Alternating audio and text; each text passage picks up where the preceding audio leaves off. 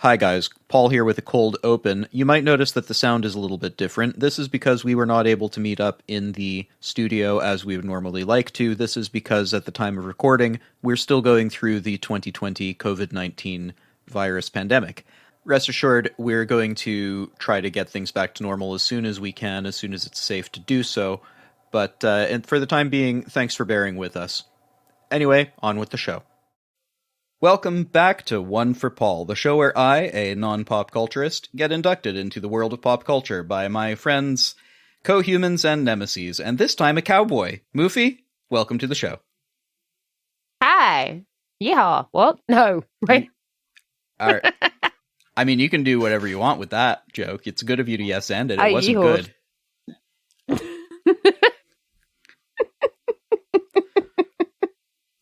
So, what are we doing today? We are watching a Ryan Reynolds movie. A Ryan Reynolds movie. Yeah. That's right. Welcome to R.S.V.P., the movie about a hopelessly unreliable friend who learns the joys of punctuality. I have so many friends like that. We need to start making these into movie posters. What for we making do. t-shirts I'm and keeping stuff. notes. I'm keeping notes at the moment. There will be things. So, R.I.P.D. is the movie we're actually doing. It's Ryan Reynolds and what's his face from Little China, Jeff Bridges. Jeff Bridges. Fucking love Jeff Bridges. He's very good in general. So this movie, you sort of were less surprised that I hadn't seen this one. Is this a little bit out of left field one? Yeah, I mean, a lot of people. It's a very Marmite movie. Very Marmite. Like, my housemate loves it. I think that's just because it's Ryan Reynolds and Jeff Bridges predominantly. But for other friends of mine who were like, really? You really like this? I'm like, I find it hilarious. It's also got Kevin Bacon. I love Kevin Bacon as an actor. So, you know, it's three fantastic actors in the same movie. We are 1 degree closer to Kevin Bacon. We made a podcast about Kevin Bacon, which I think adds 1 degree. Yeah. So we need 2 more, and maybe Kevin Bacon will notice it. Maybe. So, what were we going to do at the start before? We had a new thing that we were going to put at the start. Oh, we have a Patreon. We have a what now? We have a Patreon. We have a Patreon. Yeah. Where do we find the Patreon movie? It's patreon.com/1forpaul. Patreon.com/1forpaul. Yep. Patreon.com/1forpaul. Yeah. And you can help us buy caffeine and survive. Pretty much. Like little office goblins that we are. Paul, what did you know about this movie before you watched it? Oh, literally nothing. You told me the name of it. I had to Google it and send you a thing going, is this the one you mean? Yes. So I saw the cover art and it had a Jeff Bridges on it. And he's a cowboy, and it says R.I.P.D. So I sort of figured that the pun was like police for dead people somehow. But yeah, that's all I knew. Yeah. I mean, that is very right. I mean, I guess it's pretty on the nose as titles go. Oh, yeah. So fade in to a big fat dude running surprisingly athletically. But don't worry, That's not Ryan Reynolds, nor is Jeff Bridges Ryan Reynolds. In fact, Ryan Reynolds is Ryan Reynolds. Ryan Reynolds. I love Ryan Reynolds. I really do. I think it's part of why I love this movie is his... Just him. His monologue. Is it a monologue? When he talks... I mean, he's not soliloquizing. He's breaking the fourth wall. He's being Deadpool, but not in Deadpool. I mean, I'm always in favor of extra added Deadpool, which is the only kind of Deadpool. Extra added. It's the best kind of Deadpool. I do love... I mean, it's just Ryan Reynolds. Who does not love Ryan Reynolds, to be honest? So the giant fat man video games his way up the side of a building because I guess he has gravity powers? Apparently so. It's weird. They don't... See, that's not fully explained. This is based on a Dark Horse comic. Okay. So I suspect that is explained more in the comics. Okay. But, you know, Hey, it turns out this is not where the story... This is an entire medias res, because Yeah, it it's is. in the middle, and we're going to see this footage again later, because in fact we need to start 3 or 4 days ago. It's not clear, it's just 3 or 4. Awful. Yeah. And we see Again, very Ryan difficult. Reynolds burying some gold objects wrapped in cloth under a sapling little orange tree, I guess. Yeah, I think it's. They do say that in a minute. I think it is an orange tree. That orange tree Which has is a great lot in of apples Boston. on it. It does. So Also, probably not going to survive well, as is pointed out later on. They're in Boston, I they believe. are in Boston, yeah, as we get That's established. not going to survive. Yeah, I don't know of a lot of orange groves in Boston. I guess you might be able to greenhouse it. I don't know, but this one isn't in a greenhouse. It's This just in isn't the a greenhouse. back This of the isn't a yard. garden. Next morning, his wife wakes him up in the sexiest, Frenchiest way ever, and she is evidently perfectly content with their life. But I guess he feels like he wants her to have more, and that he wants more money for that. But they are a legitimately beautiful and lovely and just so in love with each other and crazy about each other couple. Yeah. And it's Mufi, adorable. I've learned enough about movie language that I now fear for her safety. Yeah, that's the thing. You kind of have this, and you're like, oh, they're so happy. Someone's gonna die Yeah, clearly. soon. There will be death. The name of the movie is R.I.P.D. So, like, Yeah. I imagine it's not Riverport, Indianapolis. So as they leave the house together, she goes for a long jog, and he goes to work. Cut to the police station, where we're introduced to the Baconator in the locker room. Oh God, that's a mental image I could have really done without seeing. And this other guy, I'm talking about Kevin Bacon, but this other guy just... You've never been in a men's locker room, probably. There is always the one dude who just does not see any... just super comfortable. Let's be hopeful. I've never been in a men's locker room. I mean, I don't want to speak for you. Maybe you have, and for reasons. I don't know. Nah, I'm not a fan. No, I'm not either, because, like, again, I'm gonna have... I don't know how it is in the women's locker room, but there's always, like, some dude who's, like, 70, and all they want to do is, like, lean up against something and have a full-on conversation while completely nude. Yeah. And you sort of... It's just... Wow. Why? It makes me... You learn to deal with it by just going, uh-huh, great, and, like, staring straight forward directly in the eyes. Yeah. I couldn't. Is there an equivalent of, like, old lady just, like, you know, completely spread open or something, go like, hey, what's happening? No, because it tends to be like the old ladies are in the little cubicles that you get in I would have thought. Rooms. But maybe, for like, all I know, there's like some sort of equivalent gross lady thing that happens in y'all's locker rooms. No. What are you talking about? We're women. We're not gross. Jesus. Sure. Whatever you say. Yeah. So it turns out... No, we are foul. Sorry.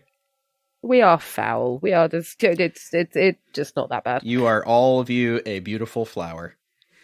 So it turns out that both Ryan and Kevin here were on a drugs bust when they found this pile of gold and decided to keep it for themselves rather than turn it in to be used as evidence against the drug dealers. I mean, I don't quite... I mean, it seems that Nick was quite sort of straight-laced in the front of it. Do you know what I mean? Like, it means to me, anyway, I might be wrong. He seemed quite sort of straight-laced and following the letter of the law. This seems entirely out of character for him. Kevin Bacon, however, not at all. He seems like the kind of one who's like, this seems like a good idea. It's going to get you in trouble. It's a good idea then. Cool, let's do it. Well, it seems like it was Kevin Bacon's idea. This is Hayes, and Nick is played by Ryan Reynolds. It seems to have been sort of their both idea, like, oh, it's here anyway. We weren't this wasn't what we were here to find, but, like, you know, nobody's going to miss it. So let's just, you know, bag up a little bit in our back pockets there. Take it home. Yeah. So.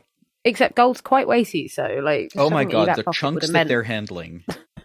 I did some math later, and you're oh boy. So Ryan Ryan wants out. I mean, Nick wants out, since it turns out that his wife, she legitimately doesn't care about, she's not materialistic at all. They have a little house to live in, and they're happy.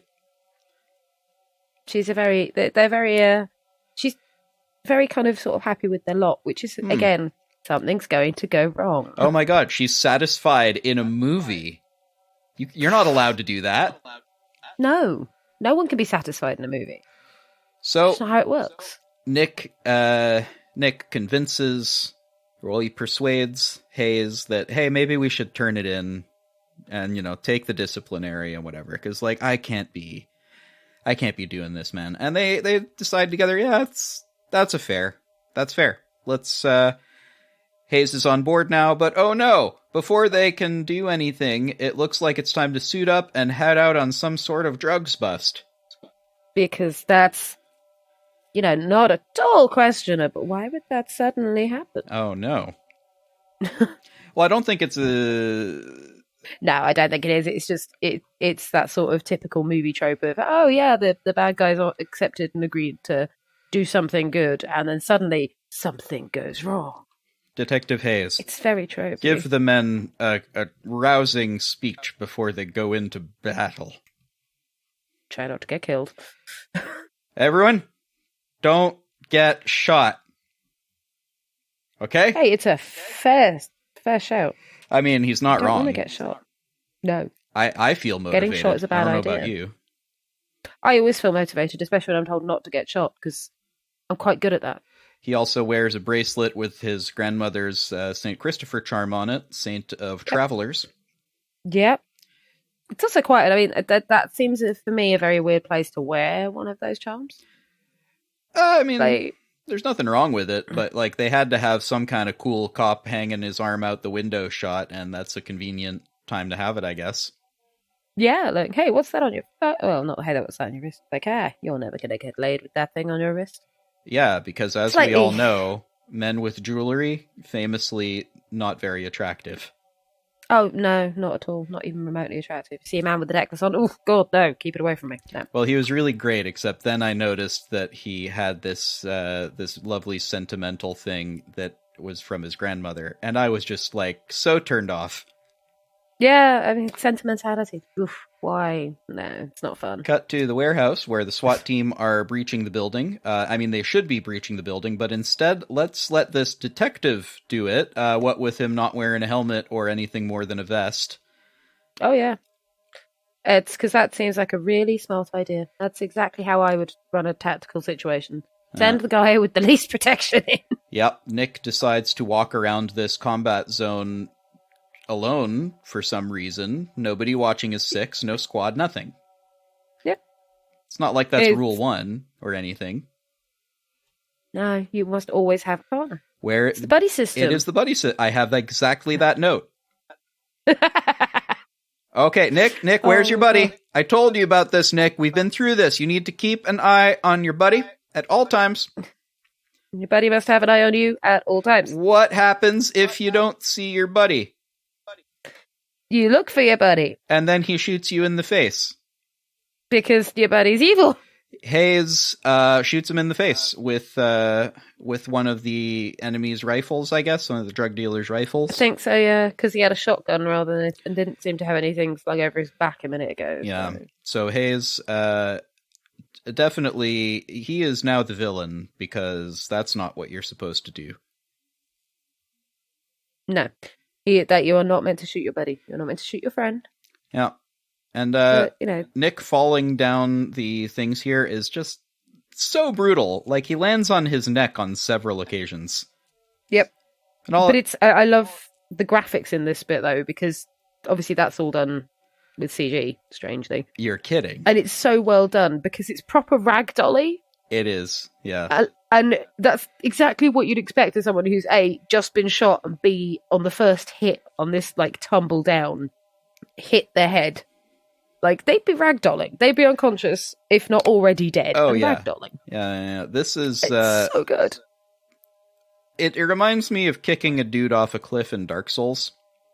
It's very Havoc Engine. Which, this was made in 2013, so probably exactly that. It's just like, okay, let's just undo all the physics on the rigging. Yep, just remove it. Off you go. Bye! So, everything around him is frozen in time, including all the explosions, which I thought this was actually a really cool visual as he sort of strolls through giant fiery explosions that are happening. Oh, well, because, real men, they don't look at explosions. Well, if it's standing still, then it's more of like a fire. Yeah, I suppose. So, and real men absolutely look at fire. They do, because fire is a very manly thing. It's a very human thing, I think. I quite like fire. I don't know anybody who couldn't just stare at a fireplace for like an hour and then wonder where the time's gone. Yeah, you've probably got a fair point there. I do get lost. Candles. Pretty fires. Yeah. And then he gets sucked up into a sky anus. Yep, because that's not weird. He also doesn't seem to be too concerned about the sky anus. He is just sort of looking around all... I'm going to call this the green screen glare, because it's, all right now, Ryan, in this scene, you're being sucked into a sky anus.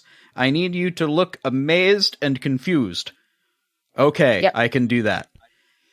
Because he's not seeing at all what we're seeing, right?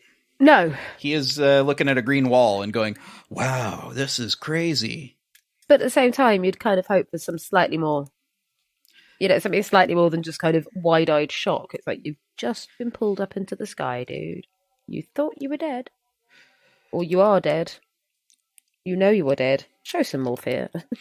I guess. I mean, I guess the direction I would give in that situation is confused. You're mostly confused and also like, what the fuck is just happening? And also, I am in mortal danger right now. So go between those ones, Ryan, and then watch a dude who's just like had a sandwich, just a second ago in his chair, and now he's in the middle of a green room. It's hard to do. Right? Green screen acting is preposterously difficult to do. And I think he does well here, but I think the choice to do green screen, I think they might have overdone it, which we're going to come back to in this review, which is what we do. Nick is, he's whisked into a police interview room after falling upwards into the sky anus. Yes. Dastardly sky anus. And there's a lady named Proctor waiting. That's her name tag right there on the front of the desk there. Turns out he's dead. Yep, I mean, I could have guessed that. Turns out he's dead. There's also some music playing in the background. And there's a super special afterlife, I guess, just for cops, because they need their skills to solve crimes committed by dead people. Because they didn't do enough of that in actual, life. Yeah. They have to do it in the afterlife as well. Yeah, his choice is either he takes his chances with eternal judgment right now, or he agrees to work for the R.I.P.D. That's the... Rest in Peace Department. Yeah. He sort of gets that. It's quite obvious when you... Yeah. Yeah. He's taking this rather philosophically, I have to say. Yeah, I'd be a lot more... angry? I mean, sarcastic? No grieving at all from this man. No, he's just like, okay, I am dead. Let's just get on with life. But they reckon, we do this for 100 years and then you can go back to Earth. And he's like, I'll do it. I get to go back to my wife. Totally, I'll do it. And they're like, no, you won't get to go back to your wife. You'll get to go back to Boston. Chill. Yeah. It's not even that he gets, it's do it for 100 years and then he gets, it works in his favor against eternal judgment. I guess it's not clear because they say both things. Yeah, it's very weird. So it's almost like not for this comedy movie, they didn't decide to create an entire intricate fantasy world. They just sort of said like, it's a funny idea. Let's have a police department after death. That's what everyone needs. I mean, it's this thing. It's like if you were a cop and you died and you went up and they went, yeah, so we need you to be a cop for another 100 years. You'd be like, fuck off. I mean, what's the pension like, right? It better be good pension. I mean, I feel like that's like the best pension. If you guarantee yourself, The Good Place? Yeah, I guess. That's a but good at the pension. same I don't know of time- a better pension. Yeah, I suppose. I mean, for me, I'd be like, look, I've just spent past 40 years doing this, and now suddenly I have to do it again.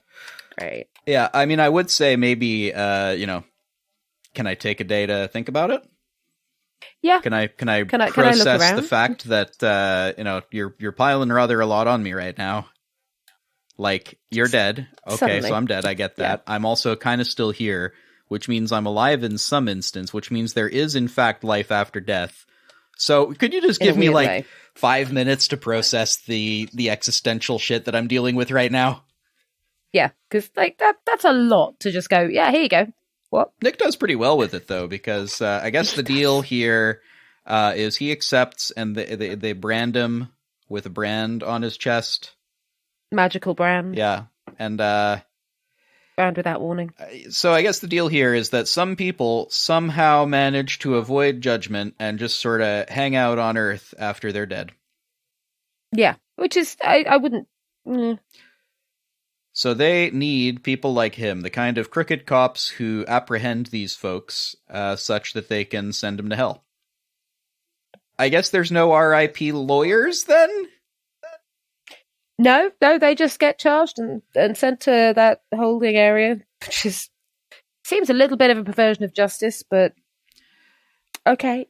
Oh yeah, but this is afterlife, so presumably you've got some sort of like objective, like if you got the source of justice right there, then first of all, I wonder like if we're assuming a Christian thing here, why does God need a police department? Yeah, that always threw me a little bit. Literally, like I'm not super religious and I don't have a huge understanding of this stuff, but like isn't that sort of the point? Yeah. Like, you can do anything all at once, all the time, over and over, like, whatever. That is what you're here for. So anyway, there's no RIP lawyers, I guess. So Nick agrees, and also wonders, what's with the Steely Dan? By which I mean, the version of the film that I saw seemed to have no music in the soundtrack here.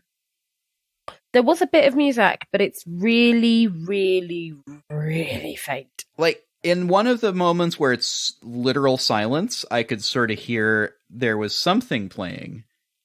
But it wasn't I could tell that there was a specific song playing. And I even paused it a couple of times on my second listen through. And I remember, I am a sound engineer and mix engineer. Yeah. And I was listening going, if they have a joke relying on this, then the re-recording mixer did not do this section, in my opinion, very well. Though I also wasn't there, so I don't know. I feel like this was a missed opportunity. I think it may have been a case of you hear you hear the what's it? The music. You hear the music and it's different for who you are. I don't know. Maybe. I mean, here's the thing, though. I reckon it's probably a licensing thing, because I saw this film on a streaming service. Like, I don't have a DVD that was released forever. I bought it on Prime. On the streaming service, I bought it on Prime, and I still couldn't hear it. Well, I didn't. Well, here's what I wonder. Like, was it originally it, there, and then the record label decided we don't want to, you had a 5-year thing on this, and for future releases, you don't get to use it without paying us a license for this again. That sometimes happens. Maybe. So it wrecked the joke anyway. Record labels wrecked a joke as well as, like, a lot of musicians. So never mind. Cut to an invisible walkway, seemingly endless filing cabinet room filled with just the longest filing cabinets. Yeah, those are ridiculously, amazingly deep, long filing cabinets. I mean, I would love some, because like that'd be helpful. So there's no store all my stuff. No computers in the afterlife, I guess. Seems to me that they need an R.I.P. IT department. A R.I.P.D department. A R.I.P.D department, yeah. Oh my god, I didn't even get that. Someone call R.I.P.D. It's mainly staffed by it's mainly staffed by frogs. Oh yeah, that would be. Sorry. I was gonna go. It's literally the cast of the IT crowd. Morris just shows up and goes, "Hello." Oh well, can't be doing that. Is that the best one I Oh, got? no, they're That's the best him voice I can do. That's awful. I'm never doing that again. Don't do it. Be fine. Now in what seems to be an infinite holding cell room, they call these folks deados, which is the worst breakfast cereal. Yeah, I mean, you don't want to be dead in the morning. You want to be cheerful. Hey kids, you want to wake up to a nice bowl of zombie brains? Check out deados. I kind of do. I mean, I'm not going to lie. If it's like most American kids' cereals, it's just 90% sugar and 10% color. Yeah. We made these pieces of sugar red, and we shaped them kind of like brains. Here, eat these dead things for breakfast. Yeah. I think you're missing your trick in advertising there. Oh, yeah. I could sell ice to people who require ice.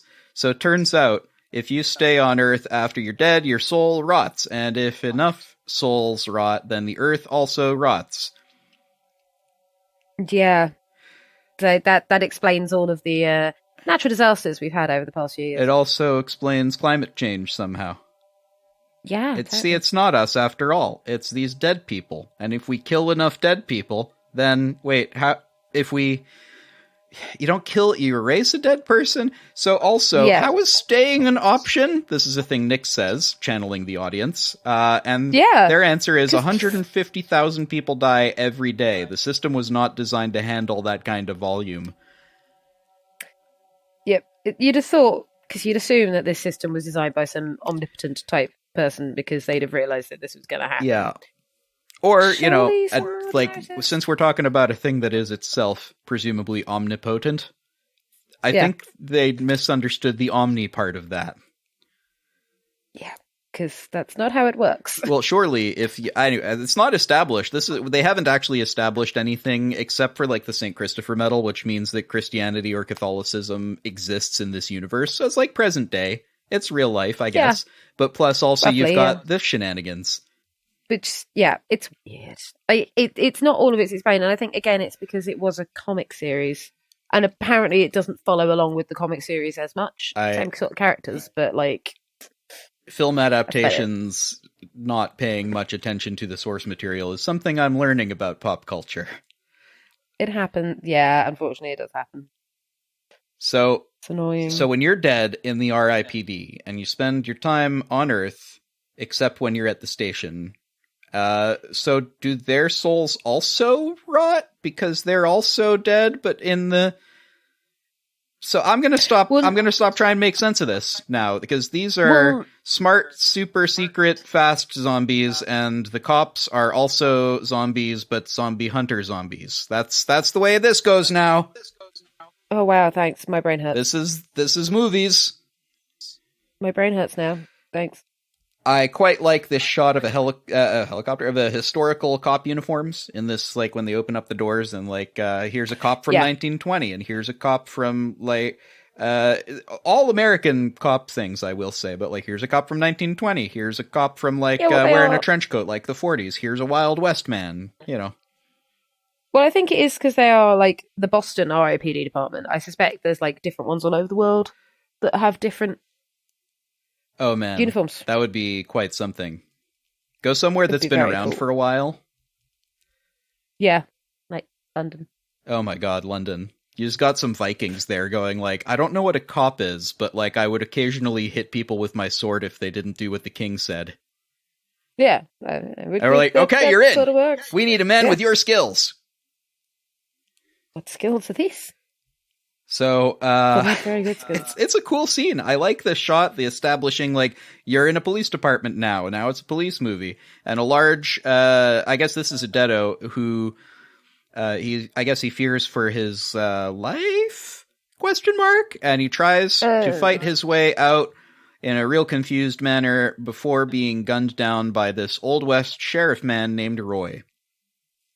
Yes. Which is, I like Roy. Again, Jeff Bridges, anything with Jeff Bridges, it makes me happy. So I like Jeff Bridges. A new character has joined the party, but also Roy's actions here concern and disgust his fellow colleagues who mutter quietly to themselves and then go about their business. because, you don't want to kill them. They need to be questioned and interrogated and judged. So Proctor, who has been showing Nick around, is not impressed and chastises him gently for murder. Yes. And here you're kind of like, why is she being so much nicer to him than she should be? Like any other police chief who were like, you just killed a dude. In custody. Here, we're not meant to kill them. They're meant to be alive. Well, I mean, I guess he's dead, is the thing. Well, yeah. But they're meant to be not dead. Dead. But the thing is, like, they're in cuffs, right? Like, they're bringing these guys in to presumably, like, process them somehow and then do they're cops. They're not executioners, right? Except for Roy here, who, is, So, Roy fills in some paperwork by just doodling on it with, like, a bad stick figure lady. Yep. I paused here and looked at what the paperwork is. This is like real paperwork, right? Like this is current day Boston PD stuff, I guess, or like some police department. It contains fields like warrant number, which implies that there's actually like procedural rules and due process involved here. Because why would you need a warrant number right? Yeah. So I guess Roy just gets to summarily execute, though, right? Like he just gets to summarily execute prisoners. Oh yeah, he gets a free pass on murdering. Yeah, boy. So Nick and Roy are introduced, and Roy is flagrantly rude to Nick for, like, the whole movie. Yeah. He is just... It's just... I mean, Nick's not really that polite to Roy. So... Yeah, but not at... Like, he was ready to shake hands, and, like, Roy wasn't, because he pulls his hand away. So I'm like, nope, you got to earn that, son. Okay, listen. That's a heck of a first impression there, Roy. Roy does not care for other people's opinions. Well, yeah. He's an old cowboy. He's from the Old West. Of course he is. Oh, yeah. He's literally from the 1800s. So cut back to where they go out onto the streets to get, I guess this is the induction thing. So within like 20 minutes, I guess, of being dead and learning that there is an afterlife and learning that there's a police department in the afterlife and signing up to the police department, they just put him straight on the beat. Yep. Just immediately, that's it. I suppose it's not long after he'd been dead, he'd been killed as a police officer, so he kind of still has the experience. He's probably, like, still partially keep going that way. I get you, but, like, nobody with, like, a PowerPoint presentation? Maybe well, they don't have computers. How are they going to do a PowerPoint presentation? I don't know, the overhead slides, whatever, transparencies, there's ways to do it. Nobody's going to take him into a little classroom with all the rest of the inductees and be like, okay, rookies, here's the deal. Right, and have him go like, I'm no rookie, what are you talking about? That would have been a funny scene. You could have done something with that. But anyway, they exit onto the street through a VHS repair shop. Because that's, and it was said, might want to try hiding this somewhere slightly more secret. Yeah. When's the last time you had a VHS repaired? Yeah. Or a VCR repaired, I guess, yeah. Which I would be questioning, like, how is a VCR repair place in business right now? I mean, it is concerning that it plays... I guess they sell other stuff, but Maybe. What happens if I were to show up and be like, hey, I actually want to buy a CRT, and that clerk there who appears to be, like, a mannequin of some kind? He doesn't acknowledge him if he's a human. Or maybe dead. Or maybe he's dead, like, actually, I don't know. Maybe he's a corpse. Maybe. Cut to Nick's funeral, which, again, within like an hour or something, right? Or within a couple of days here, I guess. Yep. Which is insane, because that's just very quick. That is very quick. Yep. Because funerals happen generally pretty quick after a person's dead, right? Yeah. So Roy will not shut the fuck up. Because, of course, he is, like, an angry cowboy. I guess, but his thing is like, I'm going to let you soak it in. I'm going to, it's okay. We're going to move on from that. Thank you. Thank you, Roy. Thank you. Yeah. So Nick's widow hugs Hayes, who, as we know, is the guy who killed Nick, but she doesn't know that he's the man who killed her husband, so she thinks that he was her husband's best friend. Yeah, he's quite chill about this. She just doesn't know, so hey, everything's Why would fine. she? Well, Nobody else appears to have done any investigations into the death of a fellow officer. no, which concerns me. Like, why would you not investigate this information?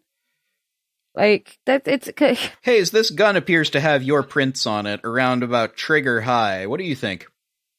Right, like nothing? Nobody's gonna... Anyway, I guess no. I guess that would be too much to expect of a police department. I don't know. Apparently nobody's allowed to. Nobody is allowed to question check other this police shit. officers, especially this one. That's not how they work in this universe. You're not allowed to question them. Nope. Nick decides to go down there and speak with her, but no one recognizes him because hand-wavy universe rules nonsense. It's just how it works in this world, apparently. I'm fine with that. I will allow it. Now he looks like an elderly Chinese man. Holy shit, that's James Hong. This. Yeah. That's fucking James Hong, man. I'm in it. I'm super... Yeah, I love James Hong. He's great. I don't know any actors, but I know James Hong. He was in all my favorite cartoons. What I love about this film is literally the fact that is such a well played on trope through the entire movie. It's so good. That he's just, this big, tall, bombshell blonde.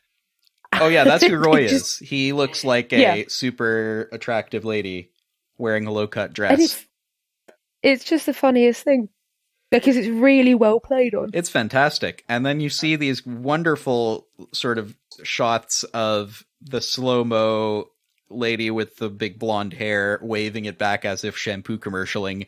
Just like a 2013 James Hong in I don't know, like call it old man attire. Like he's wearing a fishing hat and he's sort of like, I'm retired. Why do I need to look good? My wife doesn't care. That's fine. Check out my wife here. And like bombshell blonde. Yeah. Everyone's like, Jesus, how rich is he? Very rich. I guess. So. Very rich, apparently. Cut to Roy driving like a maniac. Sideways. Yep, that's exactly how that worked. That concerns me, I have to say, because like he's clearly driving an automatic, and so is his foot on the gas? How is his foot on the back? No, can't. That hurts. I guess maybe he clutched over whatever gear he's in, and then just sort of like he coulda, but that's a bad idea. In fact, a lot of Roy's ideas are bad ideas. Because, like, this car is not, like, some super special other... This is, like, a real-life car. And if he's actually driving an automatic, then that's trickier to just do that. Either way, it's not a good idea to sort of sit sideways and then... Anyway, so we're agreed this is dumb. Yeah, very stupid. They did it to look cool, like, hey, look, he's wearing his hat sideways. That means he's cool. It's presented as that sort of thing. And it's just not. No, it's dumb and it's dangerous and no. Roy has a thing for ankles. Because, I mean, that makes sense, though, in a way. Like, as he says, in my day, women are dressed more modestly. That makes you far less creepy. Is he not staring at their butt? Right here, I swear I got... Like, Ryan Reynolds has just always been Deadpool. Yeah. He always was. That's just how it works. It's wonderful. Can't help it. It's so good, right? You remember when everybody was like, I don't know, Ryan Reynolds is Deadpool? Is that good casting? And everyone just started posting, the man is a walking frat party. Yes, he is Deadpool. Yeah. I've always found him absolutely hilarious. Oh, he is. So I don't think I was ever questioning whether he'd be a good Deadpool. I think I was always like, he would be absolutely amazing. Oh, we were always, both of us, Team Ryan. Oh yeah, always Team Ryan. Ryan is badass. So, and he will. Roy's full name is Roycephalus. Roycephus. No, Roycephus something. I don't remember the rest of it, but I can't remember. It was considered a very sexy name at the time. Like he's got this before, right? Yeah, he's clearly been working with someone, and they've gone, what? And he's like, look, people thought it was sexy. It's like calling your Chad child. Yes, I'm sticking with that. That's what I said. I'm sticking with it. It's like calling your Chad child. Yeah. Come here, child. I'm Chad. Yeah, of course you are. Yeah. Oh boy. So Like, Roy also was betrayed by his partner. That's how he got eaten by coyotes, I guess. or coyotes, as Coyotes, they yeah. repeatedly, coyotes. Why? I guess I'd call them coyotes over the. Yeah, you call them coyotes over there. That's a perfectly fine way to pronounce that. Fair enough. It's It makes it's me tomato confused. tomato.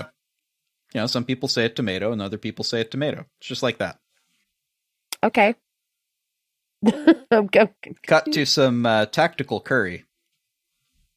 The tactical curry. See, this I like. I like the curry thing. It makes me happy for some weird reason. I enjoy it. Yeah, because this is some curry that I get. We'll figure it out in just a minute. But you can tell where a deado is by their soul stank, which is the thing Roy says. I love the idea of a soul stank. Like, just it would take a whole new level for ghost hunters. Yeah, I mean, it kills plants and makes electronics malfunction. So I know a couple of people with some soul stank, evidently, because cannot keep a plant alive for the life of them, and they have the weirdest technical difficulties with everything. I am clearly not dead because I am surrounded by plants and my computer runs perfectly. Yeah, that's the main test. Yeah. So I also love curry. I mean, clearly you pass all three tests, because they ride the elevator alive. up, and Roy hands Nick a speed loader full of soul killer bullets, which actually these bullets look kind of sweet. They do. It's a shame that you only ever see them when they're being loaded into the gun. They're not particularly useful otherwise. They are kind of neat looking. I guess they sort of put a plastic tip on it with an LED in there to diffuse the light. It's really quite neat looking. Yeah, it does look really cool, and it ends up being really fun. So. Good job, art department. So Yeah. you hit the deado in the head with one of these, and they get erased from the cosmos. That's just I need those for some people. Yeah, because they don't work on regular people, though. That's the thing they says. I'd be worried if they did. Yeah, they work on people like Roy, though, like dead people. It only works on dead people. But well, yeah, it's essentially like rock salt in this universe, I suspect. Is rock salt known for its anti-undead properties? It's meant to kill ghosts, or at least stop ghosts. Oh, Supposedly. okay. Well, What can I say? well, then, whoever's using that means to maybe pack those into a bullet. Yeah, I mean, watch Supernatural and you'll understand the rock salt shotgun shell. I don't think I've seen Supernatural. But they seem to have the right idea. Whatever it is, pack it into some ammunition and shoot the thing in the face. Always shoot the thing in the face. That's how you do things. Guns make the bad things go away, right? Right, American movies? Yeah. Cool. That's the only way that you can fix things is guns, apparently. So they follow the trail of malfunctioning lights and wall slime, I guess. So it's time to get their snowman on. Get frosty. Yep. Get icy hot. It's the frosty phrase is like annoying for me anyway. Can't help it. I mean, I'm okay with nerves. something like stay frosty. All right, because that's okay. That's a thing that's said. But as Nick correctly says, what, are you trying to talk like a cop? I don't like. Yeah, I'm frosty. Chill. Like, it comes across as like an old. You remember being a teenager and having like someone in their 40s say, "That's pretty cool," right? Yeah, and you're like, oh god, no. It sort of seems like it comes across that way. Yeah, it does. It's very weird. So the man they're interviewing here is very upset by Indian food, I guess. Can't entirely blame him. Well, no, I love Indian food, so I don't like it when it's like being aimed at me though, like people eating it in front of me. Yeah, because Jeff Bridges just sort of loads a bunch of it into his mouth and then starts talking. He goes off on it. Oh, he's deliberately gross. Oh yeah. Think about like how a 1-year-old will eat spaghetti. It's pretty much that. That's it. Yep. I just don't understand this at all. The dude is like, I guess it's the cumin. So they just don't like cumin? But why don't they like cumin? They don't understand. They literally say for some reason. It's like They don't know. That's the opinion. Like, they don't even try to make it make sense. They're like, I don't know, spices, fuck it, right? Like, something had to do it. Yeah. It's just safe human. That's how this works, apparently. We need something that makes the Deado turn into these monster things we paid for. You could just think that one of them was sitting in a kitchen and just went, oh, that'll work.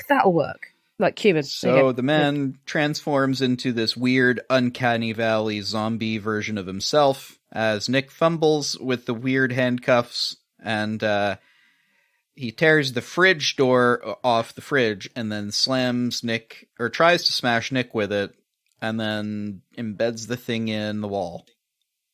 Yeah, because, I mean, they apparently get much stronger when they become deados. I guess. And they are, like, turned, I guess is the phrase. That's apparently just how that works. Yeah. They get stronger. Didn't you know when you die, you get, like, way stronger? I didn't know that. I thought it was the opposite. Yeah, also, fridge doors get stronger because those things are just a sheet of aluminium with some foam in it, right? That's not embedding itself into anything, especially a solid brick wall. I really honestly cannot see how that would even remotely work. But apparently, it's movie universe logic. It's movie logic. So then he grabs the zombie man thing, grabs the milk carton from the fridge and escapes by tearing his own arm off. Yep, that seems so lovely. Oh. I guess he's dead, so I mean, they got regeneration powers or something, probably. Maybe it just reattaches. One of them had gravity powers earlier. Jesus, like, it's not everything's allowed now. Everything. Yeah, I mean, it's not explained, and it's annoying, but I guess it's just normal in that universe. He then swallows whatever was in there and jumps down what looks like 50 stories or something, followed by Nick and Roy, who advises him to relax his body. And then says, relax body! Just so much relaxed body, which just comes back far too often. I don't know why they took the out of that. Or your. Relax your body, relax the body, relax a body. Just relax body! I suppose it was originally because it was meant, he has not much time to go, dude, relax. Except here he says both ways. On the way down, he's like, relax your body. What? Relax body! And the second time takes longer. As he cowboys Nick's body down to the ground and just slams his head into so many railings. So many different railings. It's ridiculous. It's just, I found it very strange. Nick then beats the man with his own severed arm until he vomits gold chunks, which look suspiciously like the ones he buried under the orange tree earlier in the film. Which is very weird. I mean, why? Also, I guess that you just beat the shit out of people that you catch, because they're dead, so who cares, right? Yeah, I mean, he already shot someone in the face. Yeah. Roy definitely shoots this man in the face because he tries to lunge at Nick. Nick has just about had it with Roy, who is consistently... Nick just throws him under the bus that is coming under here. Like, literally literally. Roy is mostly upset about his hat, though, as they arrive back at the station. And the hat, he just wants his hat back. He wants his hat back. Fuck. You know how you get a 18th century hat anywhere? Jesus. No. Well, you can't, not accurately made, anyway. Looks like there's some sort of a commotion. And everything goes a bit wrong. No? No, not yet. This is just everything's going crazy and everyone's rushing around at the precinct.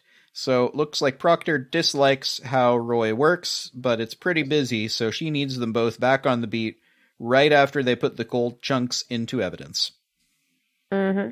Nick wants... that incredible evidence. So good evidence. Look, this guy had gold bits. Yep. Nick wants to follow up on the gold for what I assume are mostly personal reasons, but also because he legitimately is a cop and has spotted a lead and wants to follow it. Yep, and he's also concerned about the fact that this gold is turning up with the deados, and in the human sort of run. I guess, yeah. He's probably like, what the fuck? Well, I think he just smells something weird, as it were. something smells weird, Yeah. and he's going, I'd like to figure out what that is. It's maybe nothing. But it may be something. So they find Roy's informant at Fenway Park, where, this informant, he is mostly spending his dead time just watching every Red Sox game. Mm. So they eat some hot dogs, despite not being hungry or being able to taste them. Roy enjoys the mouthfeel. Yeah, because I love the phrase mouthfeel. It makes me laugh. It's hilarious. It's so... It's just...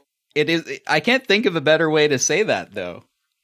No, the thing is, like, there's the mouthfeel. I think it is actually a technical term. It is, yeah. And it works, and I don't I guess why. texture, but then, like, you're describing the food itself or the thing itself and not the sensation of eating the food. I can't think of another way to say it. No, the mouthfeel is the only thing that makes perfect sense. So Elliot here doesn't know anything, by which I mean he definitely knows something. Yeah. So they stake him out. Which is concerning. They give the dog a bone, and Roy does not understand this newfangled young man police stuff, despite the fact that, like, hasn't he worked with anybody at this? You would have thought some people would be sharing information about methods. Yeah. Like, for the looks of it, he's worked he's been there for a while. He said he's had his time extended like 3 times. And if he was in the 1800s and you get 100 years, he would have left at the start of the 1900s. Yes and no. Later on, there's a joke about him fighting for the North, which puts us squarely in the 1860s. Okay, so still middle of the 19th. I mean, he still would have been well out of his 100 years by the point of this movie. Mm-hmm. Like, by the point of this happening. And so he's already had it extended. Oh, yeah, we had it extended once. So. Well, if he's had it extended once, then that brings us into present day, because if it was like another... Anyway, so it makes... One thing makes sense in this movie already. Just one! Oh, man, my throat! Oh, man! Ah. Please stop dying! What's going on? Water. Please stop dying. No more death. Probably all that cumin I ate. All that cumin will fuck with your chest. And then you will be in a graveyard because you are dead. And dead, not because it's actually a nice place to be. You ever been to a graveyard? There's nobody there. Well, I mean, there's people there, but they're not around anymore. I don't know, I quite like graveyards. They're kind of nice. They're quiet. Which is good. So Elliot hands over the gold to Hayes, who appears in his Mustang, because villains always drive American cars. Always. And I do like a Mustang. They're pretty cars. They're pretty cars. Shame about the cornering. Nick and Roy decide to pursue Hayes all the way back to Nick's house, where Hayes has bought Julia some snacks and persuades her to let him dig up the orange tree her husband planted the day he died. Which is, perfectly normal. As they find the gold.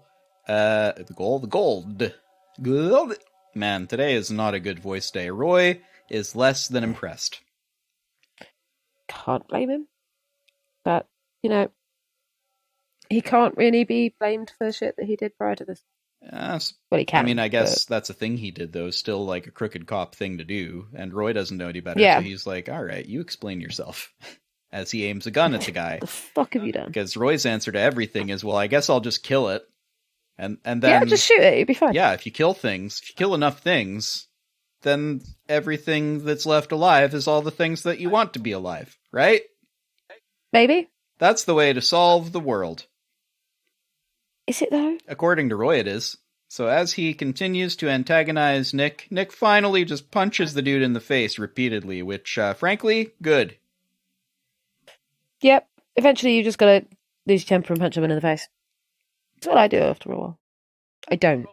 Well, we've established that these guys can fall from 50 stories up straight onto, neck first into a handrail, and be fine. And they're already dead, so what more damage could they be doing to themselves? Yeah, they still feel it, though, which I guess is the point.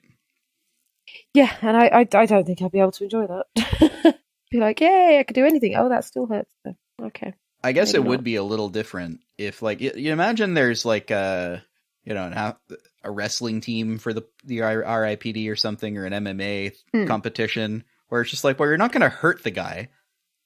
Like, So just he's going to be hurt, go. but you can't injure people. That's not a thing that happens to us anymore. Get him. I guess you can Keep trying to get him. Yeah, so anyway, the two nonetheless decide to trail Hayes into a building together. Which is, again, perfectly normal, I guess. Roy continues to dismiss the emotional struggles of a man who literally died yesterday, suggesting that his pain isn't real, proper manly pain, and that he needs to get over it until it develops into a dull, persistent ache, like a man does it. Is that how men do it? Unfortunately, yes, a lot of the time. Fair enough. That's not a healthy thing. It's not how you ought to do it, but it's a lot of the way that we do it. Just pretend there aren't emotions. What's one of those? I don't know. It's not so much you pretend there aren't any, it's that from a young age you're taught, okay, the only emotion you're allowed to show is rage. So, if you're feeling happy, just turn that into rage, will ya? Right away. I don't get that, but then I'm not a man, so why would I? But yeah, this guy's from the 1800s, and he's like, boo-hoo, oh, you died, oh no, whatever. And it's like, okay, so hang the fuck on. So, yeah, you died and you were not upset at all, which he was upset. He was eaten by coyotes. He had to watch as the coyotes ate him. Among other things.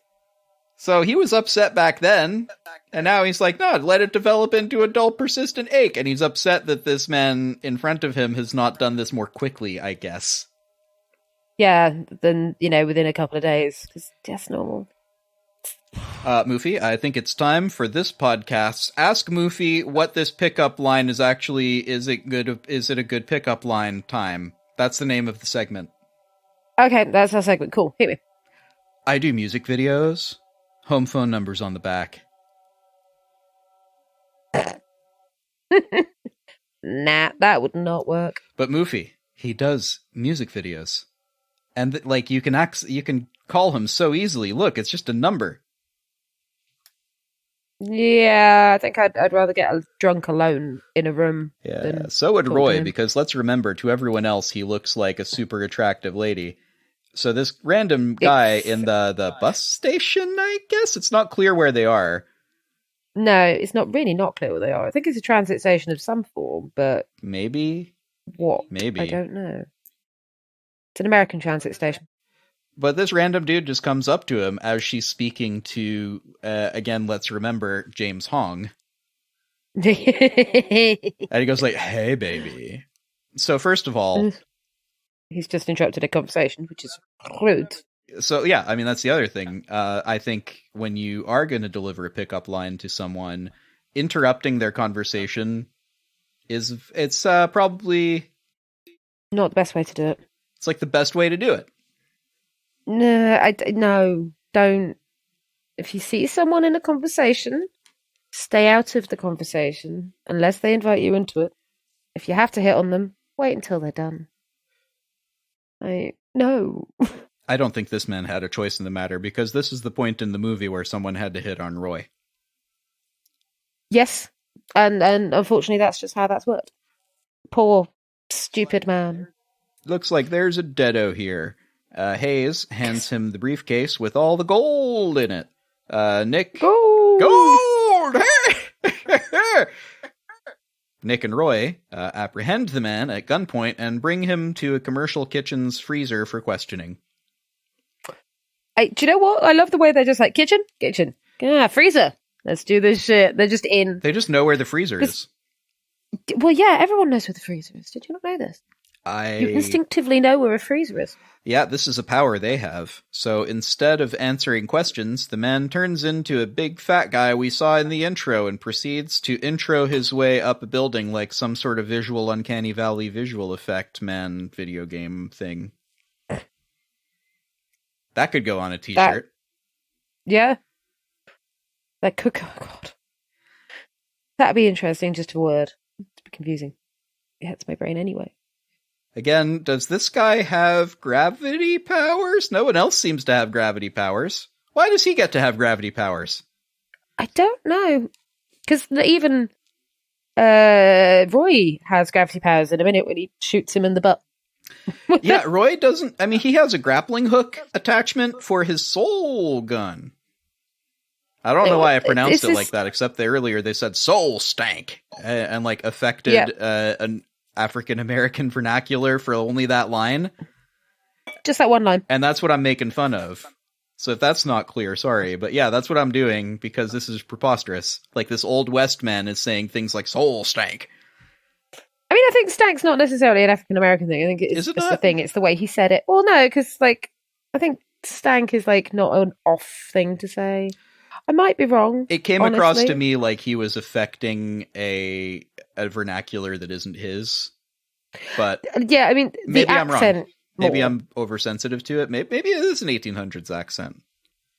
Maybe. We don't know because we weren't living in the 1800s. Maybe not. As the man rampages through the city, Nick is hit by a car, and just as bystanders make sure he's all right, I love the fact that he appears to be holding a banana. Yep.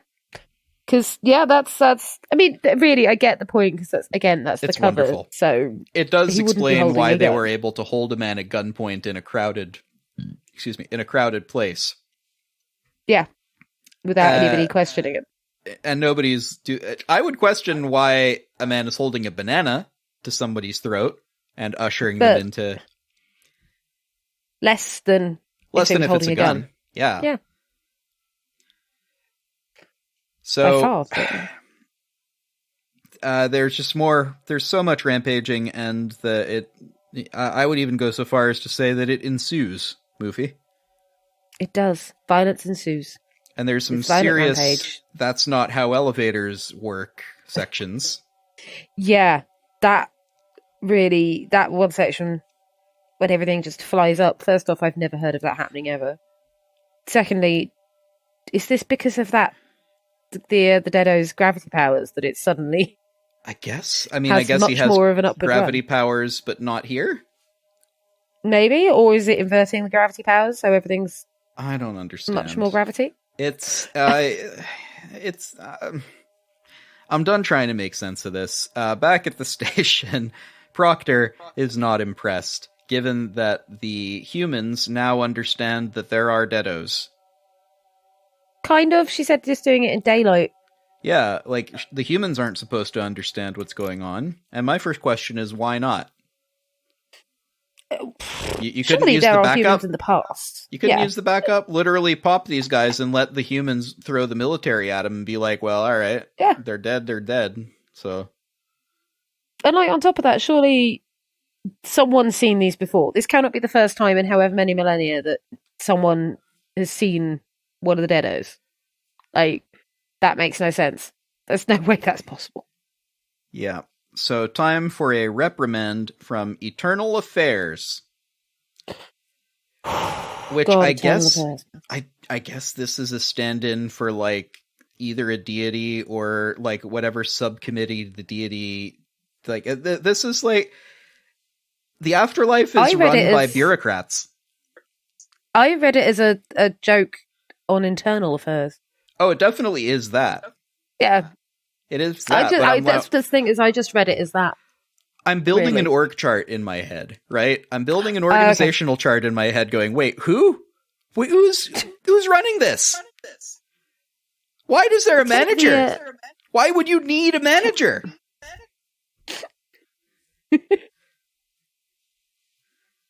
Yeah, maybe she's someone's brother. Because everybody needs a manager. I don't know. She's someone's brother or something, and they're like, all right, yeah, I'll hire my sister, I guess. Yeah, maybe. Maybe she is. So it turns out that the gold is part of an artifact called the Staff of Jericho. Which is a great biblical reference, really, because it's what is it? Well, it's a city that had walls around it, and then you had to walk around the walls 3 times, and then the walls fell down. Except, of course, Jericho is like a real place, and we know where it is, and there's never been walls in Jericho. No. So that's probably because God tore them all down, right? Oh, yeah. That's how it works. Like, isn't it? In every God tears timeline, things except down. the one Yeah. that the Bible talks about, and where it had a wall. Yeah. Don't ask questions.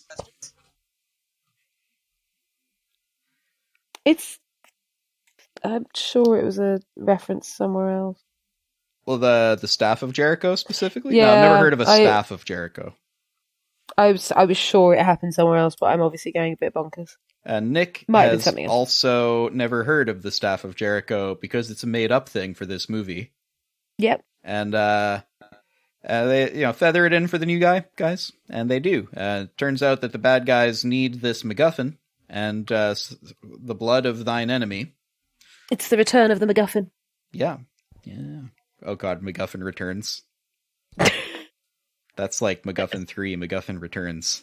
It's not MacGuffin 2. Movie, there's diagrams and everything.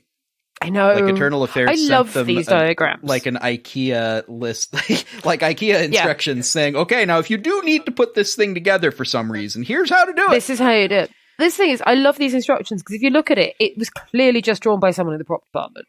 Oh, I'm going to go further than that. This is just, they took their concept art and printed it out. Because, for me personally, I was kind of thinking, oh, well, she's got paperwork, so it must be like a proper diagram or something. No, it's kids' drawings. Like, essentially, it's just quick sketchy drawings. Yeah. Very funny. So, Roy here saying, why would someone make something like that? Yeah. And, he's not wrong. It does thing. It's like all of these weird historical artifacts that you get in movies. The ones that will destroy the world. Oh, yeah. You're looking at it going, why would anybody, like, not even just the big bad or the evil nemesis or whatever, why would anybody build something that would destroy the world? Because if you are trying to take over the world, destroying it, not necessarily the smartest move. Yeah, I'll also go Ark of the Covenant from the Indiana Jones on that one, because it's like, well, if they open it up, then they'll know what the Covenant is. Like, okay. But hang on, we know what the no questions. If you open it, your face will melt off. Because that's how the world works. Because that's not how you're like. What are you going to do? Alter the covenant? I think God will know. You need both parties to make the agreement. Yeah, like you can't just have one person alter something. I don't know what they're trying to do with that thing, other than like maybe open it up at an opposing army and melt them. Maybe that's what they want to do. I kind of hope not. But then, like, they could just not look at it. Yeah. Just why? It's a very weird thing. So this is one of those. Find. This is definitely one of those. Yeah, this is one of those weird, why would you build that things. 3,000 years ago, some dude with a hammer was like, you know what? I've just built this little doll for my daughter, and I've got a couple hours. I'm going to build this doomsday device. Oh, yeah, totally. That's how this works. Oh, wait. Oops. Honey, have you seen, I built a part yesterday for the doomsday device. It looks sort of like an X. It has blood runes all over it. You haven't seen where my blood rune hammer is, have you? No? I don't know. No. Did you leave it in the garage? I swear I left it right. Oh, no, you're right. It's in the garage. You're right. Sorry, honey. What's for dinner? Roast child. Well, that's just dark. Yeah, no. This is me. You're expecting me to go anywhere other than dark? I love this idea of the guy who made it being like bored on a Sunday and being like, oh god, I'm sure I built this part yesterday. Did I not? I guess I drew it. Shit, I got more work to do.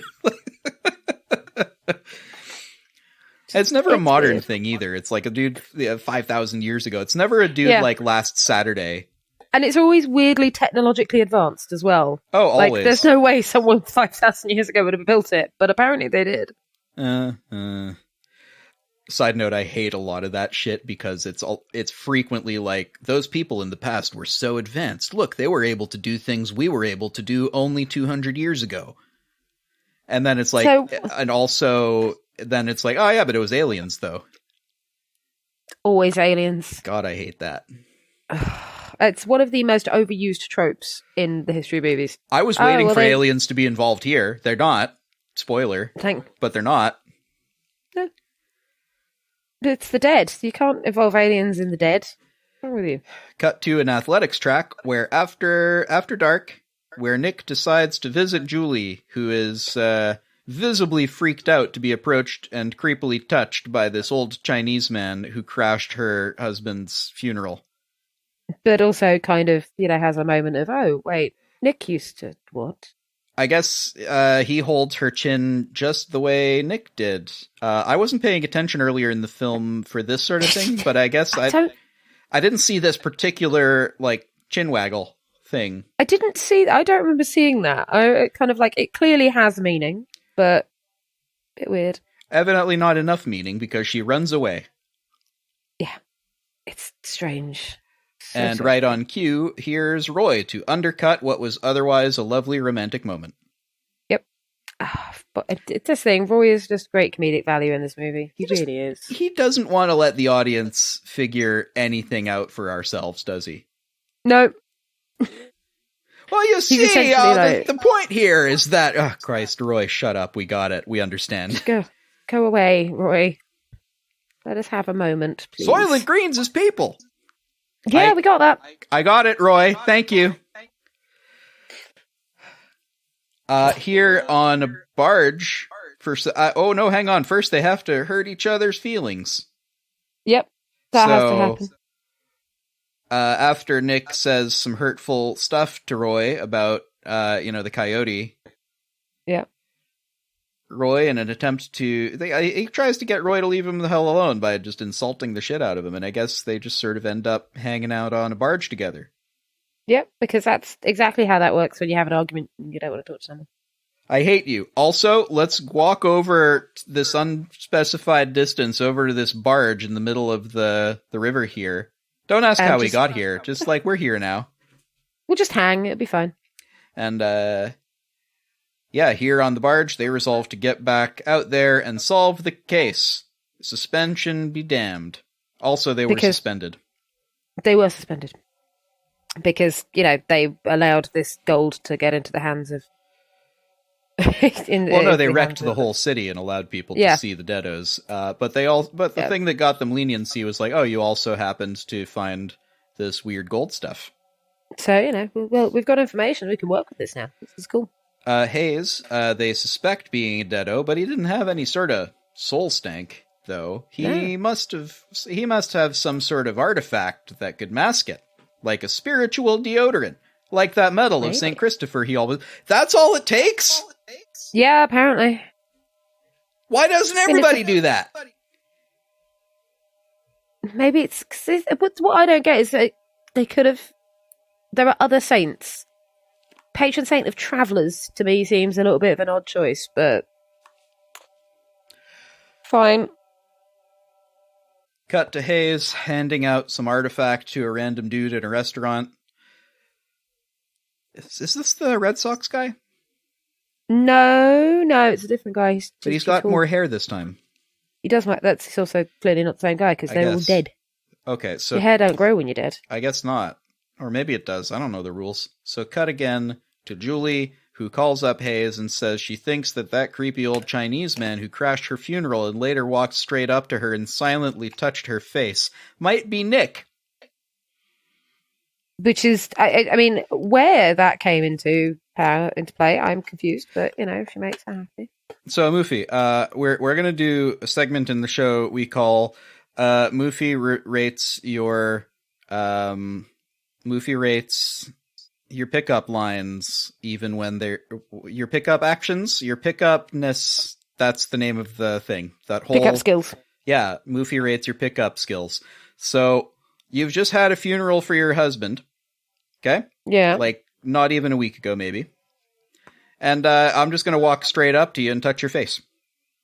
Yeah, I'd punch you. Well, Julie doesn't. Yeah, I don't know why I would. Strange man, racetrack, just punch me in the face. Seems to make sensible to me. Turns out Hayes is deado, and he has the other half of that thing that he gave to random dude in a restaurant. This is not a gold thing, it's another kind of thing. It's another doodad. It's a silver thing. The other thing's a MacGuffin, this is a doodad. held in a strangely technologically advanced, but also seemingly quite old mechanism box. I guess. I mean, like, that's some custom work, right? It looks like an electric lock, but it also looks like an old runes and shit. It's weird. It's like got made up blood runes on it. Yep. They go. Everyone has to make up blood runes.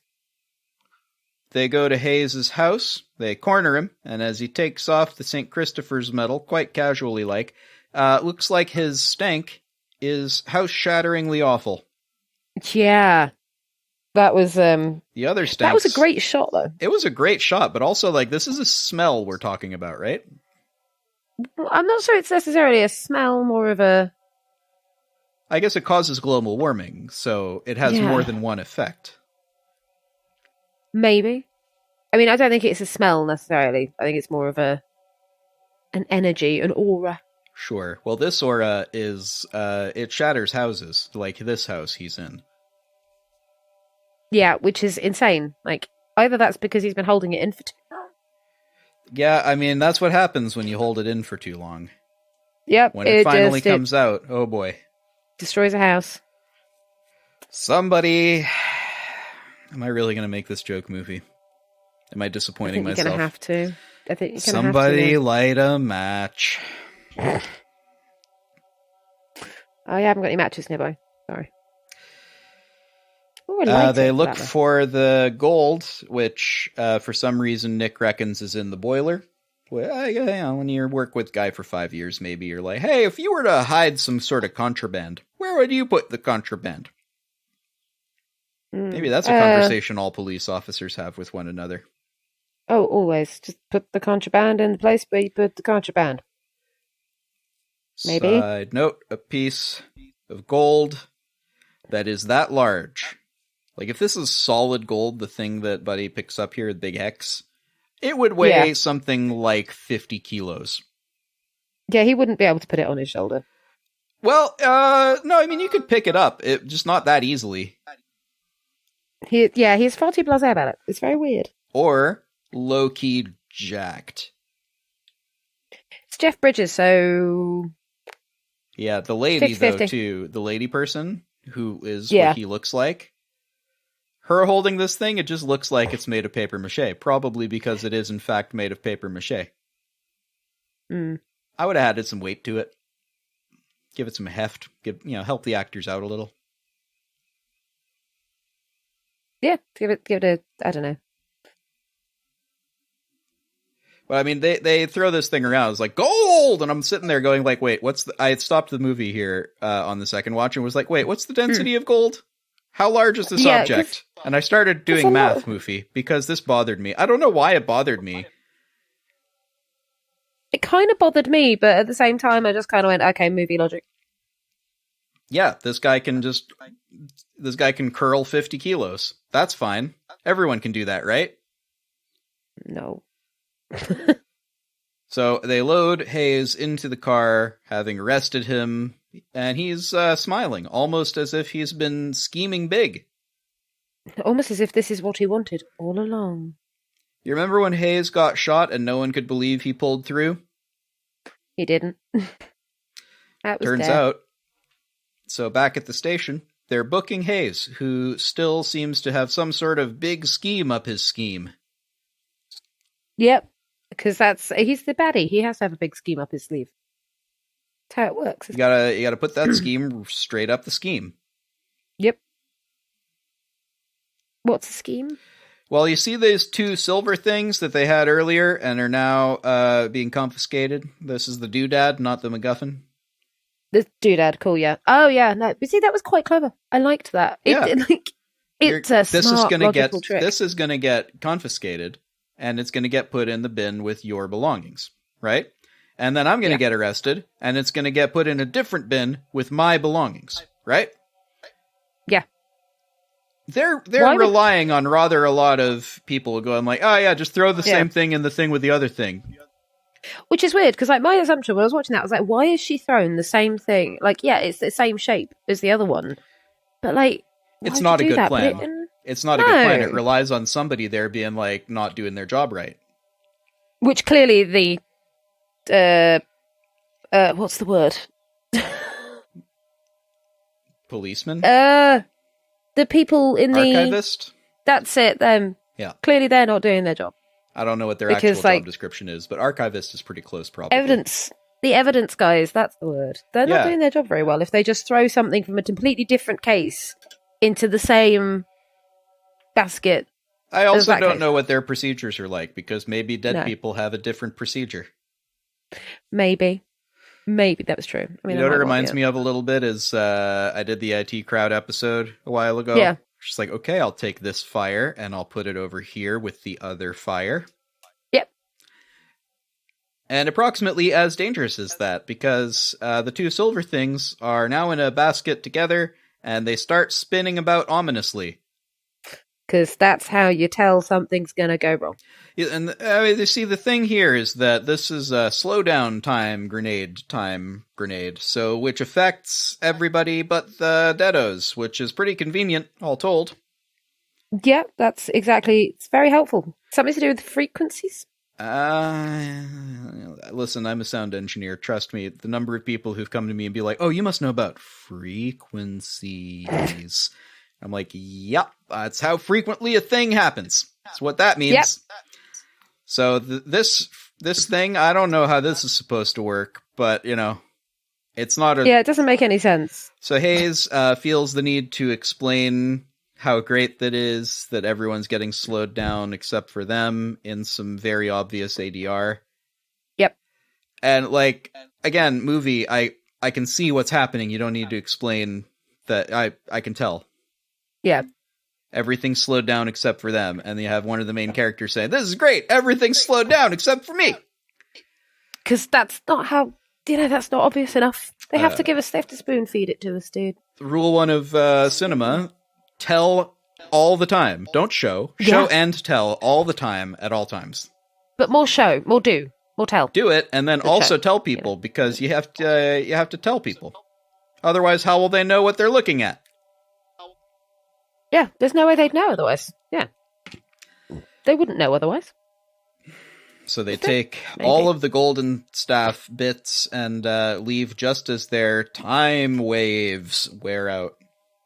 I don't know what else to call it. They don't call it anything. It's just a thing. It just moves the plot forward. So outside, they start building the staff obelisk MacGuffin Jericho thing as the R.I.P.D. all try to cram into this one toilet stall together. Which is, I love it, because I just love the way everyone's like, yeah, this is normal. This is fine. We'll do this. This is perfectly fine. And then Jeff Bridges just pulls out his gun like, I guess. Also, very funny. It is pretty funny. We should have mentioned the way that they get to the VCR repair shop is through the bathroom stall. Oh, yeah, it's through a toilet. And instead of just having a little built bathroom stall, they have this pneumatic system that closes... giant steel cases around it. All right, I guess it's super safe. Maybe. I mean, there's got to have points to it. It does have the advantage that there's just a toilet in the middle of their thing. Maybe they had a problem with people actually using the toilet. And so they have to have the open air. Yeah, maybe. Maybe some rookie was just there like, okay, guys, just give me a minute.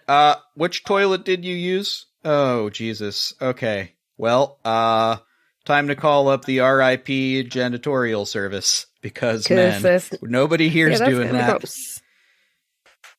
That's just gross. Looks like they're starting to build it, and they need to chase the guys. And outside, it looks like there's a shootout as the peril intensifies. Good. I mean, it's good pacing. I have to say, this bit is very good pacing. Yeah. It does work. And this guy here has a Jesus gun. Yeah. Which is weird. And this Jesus gun has soul bullets in it, which I guess the R.I.P. Who manufactures these again? I have no idea. I'm assuming they were, stolen. But they're soul bullets. Maybe everybody knows how to make soul bullets. Maybe the R.I.P. Maybe there's an R.I.P. military, because this isn't a police weapon. No, that's true. But I mean, given the size of the Deados, I think they'd want larger weapons than just handguns as well. So maybe, but all right. This is a big. That's These are like anti-material weapons. I don't know what the R.I.P.D. or the R.I.P.M.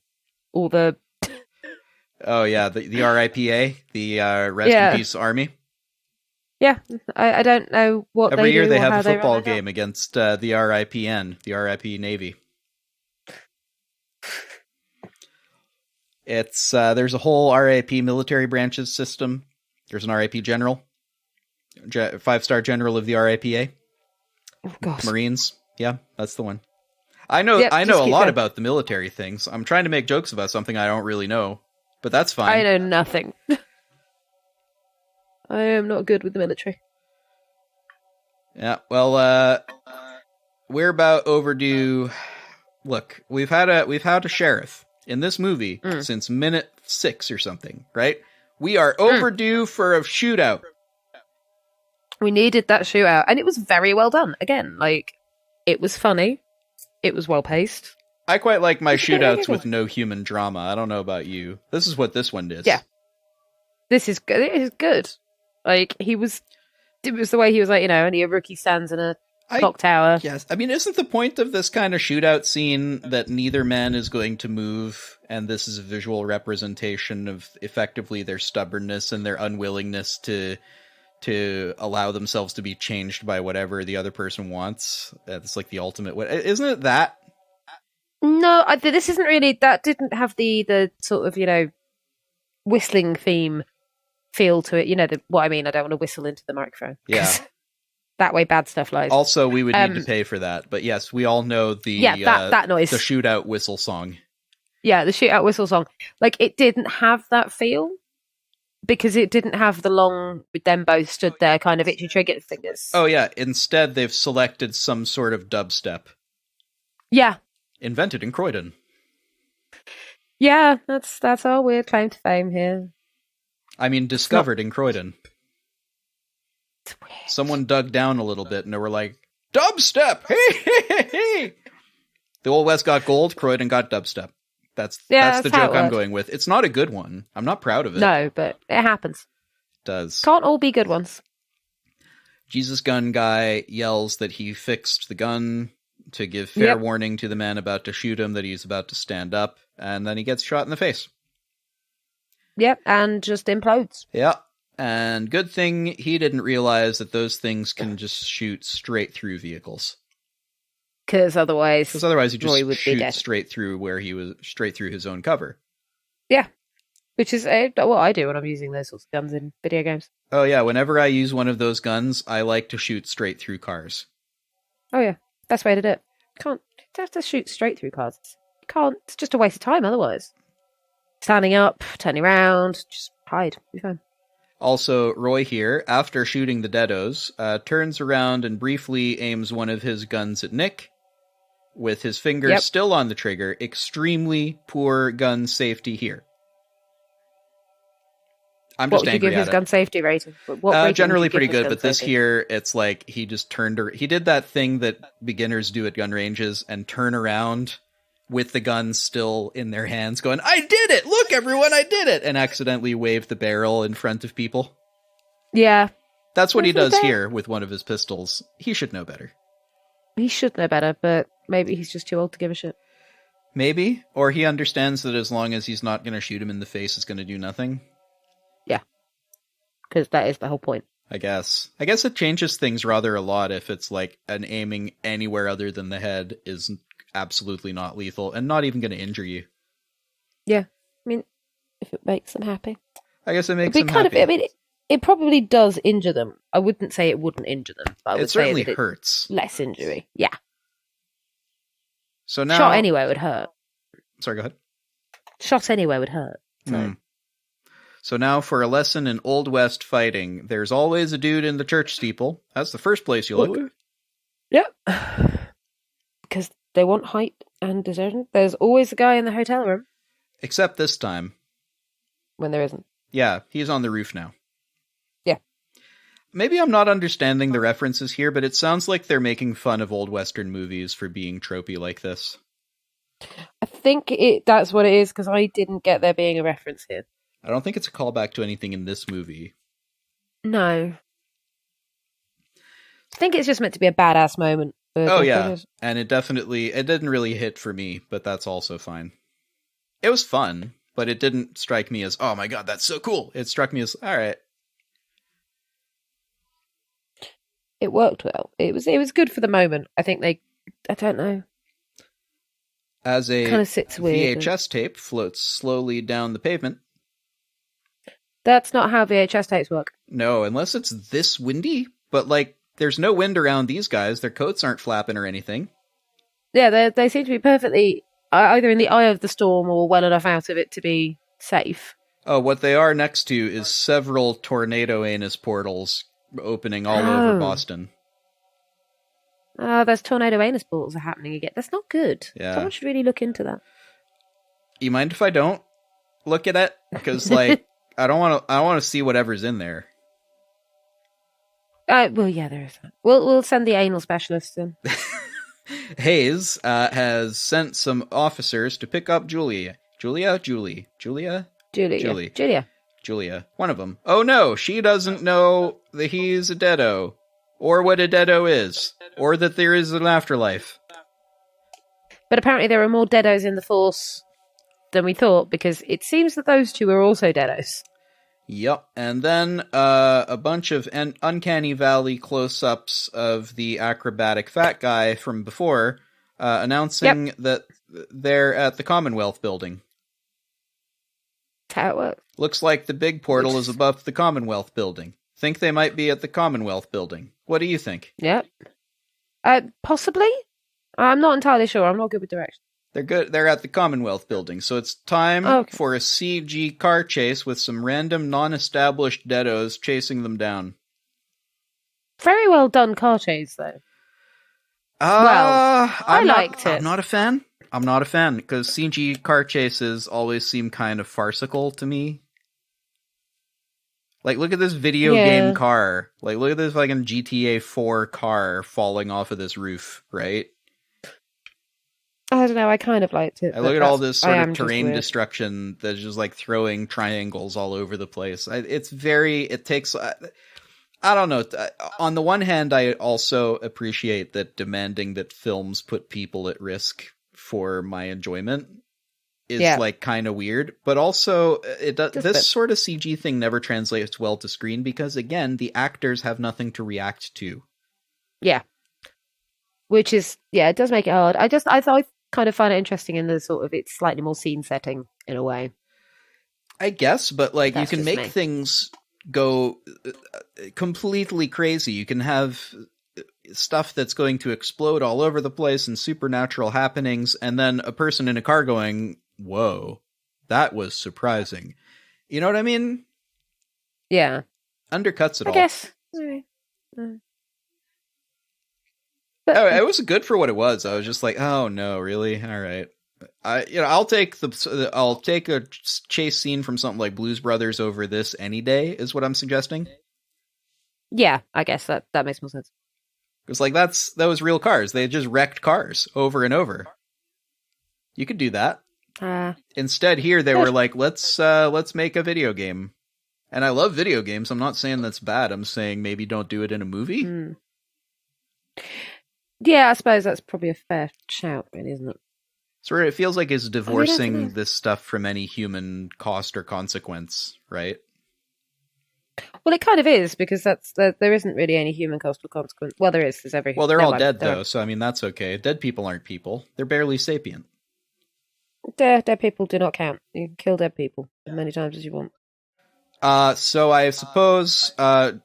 so he brings Julia up to the roof. They only need one final piece of the MacGuffin, and which Julia's I'm assuming here. is Julia? Yeah, I guess Julia's the last piece. And that means Hayes can snort some cumin and pop himself, and I guess his head opens, kinda. Which I'm not sure what that represents, because apparently, like, how their forms is what they were like in real life. But so he's just cracked all over. Well, I suppose he has a crooked cop, so that would make sense. Well, then make him crooked. I don't know, maybe that was too hard to do or something, but I suppose Julia is his enemy now, for the purposes of ancient prophecies, at least? Because he needs the blood of an enemy? Yeah. I'm wondering if it's running in the fact that she's married to him and therefore would technically be counted as the blood of his enemy. She's married to Nick, who was her enemy. Right, because when you marry somebody, your blood becomes their property. Maybe? I don't know. It was just a guess, really. See, this blood right here, this isn't his blood. Well, it is his blood because that's his wife, and her bodily autonomy belongs to him. Oh, always. That's just how the word... It's his blood now. He owns it. It belongs to him now. No time for... No. Sorry, go ahead. That just got weird. It did. But, ancient prophecies are not known for their progressive politics, I guess. Nope. Let's just get away from that. Oh, looking through my notes here for more, because not a lot happens, but, some stuff happens, because no time for whatever... Time for some more video game nonsense as the fat man does some flips for some reason. Yeah, the fat man just seems to be energetic and acrobatic for the hell of it. I mean, which is cool in a way, but also, it never really hit for me. No, he was a weird one. In the first scene, I was like, oh, that's weird. I guess it's a zombie movie. I don't know what this guy's deal is. Maybe I'll learn later. And then I learn later, and I'm like, oh, so he's just a dead guy. Apparently that's just who he is. And then Fat now... Elvis, as they refer to. Yeah, ginger sideburns and all the rest. Oh, throughout this, by the way, I have been enjoying Ryan Reynolds' snark. Yeah. His very, very on the ball Ryan Reynolds snark. It's pretty good. They've set up a barricade. Yeah. Fortunately, the barricade is ramp-shaped. Yep, don't understand how that happened. Who's stupid enough to build a ramp-shaped barricade? You have to go out of your way, surely. Yeah, you really do. You want something that's sheer-faced, so people can't easily climb over it, or at least with, minimal handholds. You do not want something that's ramped. Like a ramp to the extent that a car could Blues Brother its way over it. Yeah, it just gave them the perfect opportunity to get across, and it's fine, and no one needs to know. Good. It's good. It's fine. Turns out the Deados have a previously undiscovered weakness, getting hit with cars. Yep. I think that's mostly anybody's weakness, though. Yeah, you hit someone with a 2-ton projectile, and they're likely to not be doing so well after. You hope, anyway. Depending on why you hit them, I suppose. Looks like this building doesn't have an elevator. Oh no, so it's a race to the top. So Hayes puts in the final piece and then tells Julia that he is about to kill her as Nick and Roy arrive, quite quickly given the amount of stairs. Yeah. That's my idea of hell, is going into a building without an elevator and having to walk up however many flights of stairs. I'd be like, no. No. I mean, I'll take it over rolling the boulder uphill. Yeah, I would. That would probably be the better option. We'd probably just find a way to speedrun it after a while. It's like, oh, dude, I got a high score today. I'm super happy. Yeah. You see my quads? Fuck, these things are real strong now. Survive. Yeah. Have a t-shirt made saying every day is leg day. Oh, no days are leg days. My leg don't work. So, anyway, a lot of people just shoot each other, and Hayes stabs Julia in the spine, and her blood starts fueling the MacGuffin. Yep, because that's how MacGuffins work. This MacGuffin works like that. Looks like Clearly a whole swarm of Deados is going to arrive here soon, so they have to break the thing. And again, the visual effects here only serve to make the action feel ludicrous and low stakes to me. Yeah, it is very weird. It's kind of far too comedic, this bit, I feel, but it's really strange. I mean, it looks great for, again, 2013. This looks great, but I guess Roy isn't strong enough to pull this thing apart. Fortunately, there's a crashed, the word I've written here is barbage truck, which is almost right. So close. I was so tired. So, hey, yeah, it crashed into a news helicopter earlier, we forgot to mention. And that was kind of fun. It's like a news reporter going, there's some people rampaging around here. The only thing we can describe them as is monsters. And then a garbage truck hits them straight in the front of the helicopter. Which, yeah, that's how it works. Yeah. And I just They're done. they are very dead. So that thing was lifted up by the tornado, right? Yes, I believe so. I'm hoping so, or else magic. Where the helicopter was a tornado large enough to haul a 40-ton, whatever it is, garbage truck into the air. I'm not sure it was. That's a very good helicopter pilot. Yeah, he has some skills. He's like, I don't know what they're paying him, but it's not enough. Well, he won't be paid anymore, so. So Roy does some cowboy stuff by making a lasso out of steel cable, and he pulls the thing onto the portal before any deados can get through. Which works. It does. Sky goes back to normal. Unfortunately, Julia doesn't. Julia's kind of... Oh, yeah. Well, Nick shoots Hayes in the face, finally. And then he runs over to Julia, who I guess is dead now, given that the world is standing still like it did when Nick died. Yeah. So, she's gone. So what do you think I thought was going to happen here?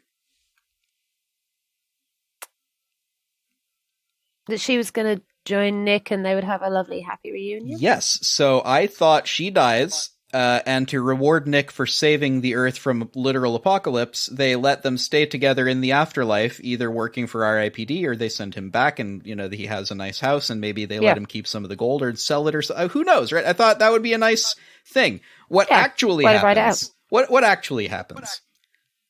She doesn't die. Nope. She don't. Nope, they have a lovely romantic moment together where she can see Nick, I guess, as himself, and not the random Chinese man. And then Nick tells her that she should start a new life without him, and then she wakes up in hospital. Yep. No. I felt that was a little bit... I mean, it was good. It was a good, bait and switch, but, also just really not the best. Yeah, well, when the bait is a satisfying ending and the switch is a less satisfying ending, maybe don't do it. I want the bait. Give me the paint. Paint? Give me the paint. Bait. Give me the paint. Yes. That's a shirt. Give me the paint. I will fix this. I'm just have you painting over top of an actor's face. Yeah, just roundabout right. So we're now square. Sorry, yeah. That was agreeing with you. Go. So we're now squarely in the epilogue. Nick is given a warning for saving the world, and Roy is given 53 more years for destroying the city that first time before they... Alright, so whatever. So since he'd lost his hat, Roy's been trying on hats here and there. Right? Like at Elliot's place, he just saw a hat hanging up and he tried it on in front of a mirror. Which was a great running gag. It was lovely. As well, I have to say. It was lovely. But here, Proctor found his hat for him and gives it to him. And I guess she's actually still super into him because she chews his beard a little bit. Yeah, the Billy Goating thing is just weird. I think it is an actual thing. I think it's not just written for this movie. Doesn't do it for me, but okay. I don't know why it would do it for anybody. But... I guess it's just an unusually, you gotta be right up close to someone to do that. Yeah. You gotta let someone do that to your beard. I wouldn't want any, for one, beards, no offense, you can fully clean a beard like you can with hair, but not many guys choose to. Really? Well, not a lot of guys comb their beard. You don't, as far as I know. You don't have to comb it necessarily, but you should wash it about as frequently as you wash your hair. It's like normal hygiene. I don't know. A lot of people say oh, beards are unhygienic, and I'm like, yeah, I don't know. It Doesn't seem that bad to me, and I'm wearing it. Yeah. It's literally underneath my nose at all times. So I don't know, if there were something funky going on, you'd think I'd be there to smell it. Yeah. You think, yeah. I don't know. Just kind of, I wouldn't want to put anyone's beard in my mouth, personally. Oh, you're thinking like if you were to just... Yeah, I guess I see that. Can't do it. Could not. Well, this man is from the 1800s, so I do wonder about the bathing standards from the time. But Yeah. then they're also dead, so like, are there also an R.I.P. bacterial colony? Like, what's you worried about? Can you get R.I.P. AIDS? Oh, yeah, no, I mean, that's true, but still kind of crude. I don't want to make an AIDS joke. I don't... Let's not continue with that. Can you get R.I.P. STDs? Maybe. I doubt that, though. I don't think she needs to worry too much about getting... You know what I mean? I don't think she's worried, because she does it. Still gross. So then, yeah, as a that's all gesture that. of goodwill, Roy and Nick get a new set. Oh wait, no, she gives him his hat. Yeah, Roy gets Nick a new ID. Yeah, a new ID, which is much less suspicious to the casual observer than the other one. Yeah, the ginger Girl Scout with braces. With like, she's undergoing some The full head serious retainer. orthodontic treatment. Yeah. I realised that it was a full like head retainer, isn't it? Yeah, I don't know if they doesn't look really pleasant. do those anymore, but yeah, it's she's having some work done, which great, good. Get your teeth done, man. Get them done early in life, and it's much easier. Totally. So, but yeah, this nobody else thinks, hey, maybe some of the humans will wonder about this 12-year-old girl driving the car. Of course, nobody will notice. I mean, I wonder if it's just got like a... They don't see things as much, maybe. I don't know. I feel like if I were to see a 12-year-old girl driving a car, I would get the plates and call the cops and be like, there is a girl, you might want to know about this, fellas. Might want to fix this. Just a little bit. And then roll credits. We're done. And that was... Yeah. So that was the movie that we watched. The very funny movie. I think it's hilarious anyway. Yeah, it was all right. It's all right. I mean, I thought this movie was at its best when it was a tragic love story. Like Julia, played by Stephanie Sustak. I don't know how to, it might be anyway. She is the best thing to me about this movie. Her performance just outshines everyone else's whenever she's on screen, and I want to know more about her, right? But you don't get to know enough about her. Nope. Unfortunately. I mean, I also get it. This isn't like the moving story of a woman learning to let go, even as she unwittingly forms a relationship with the man who killed her husband. Right? That's a cool story you could have told. Yeah. And it's also not the story of an afterlife police officer going rogue to settle stuff from his former life, which I guess I'm sort of disappointed it wasn't that in a way. Yeah, which is it's a bit sad, but it was a good subplot. I don't know, it wasn't ever written for that. That was kind of not the point of the film. So I mean, look, if what we're looking at is a vehicle for having Ryan Reynolds and Jeff Bridges snark at each other for an hour, I'm okay with that, right? Yeah. But you know, I guess I went into it. So it's called R.I.P.D. It's going to be a comedy, right? And it wasn't that funny to me. I don't know. It didn't really hit for me. Maybe I yeah. There were some sections where Ryan Reynolds was snarky and wonderful. I liked those sections.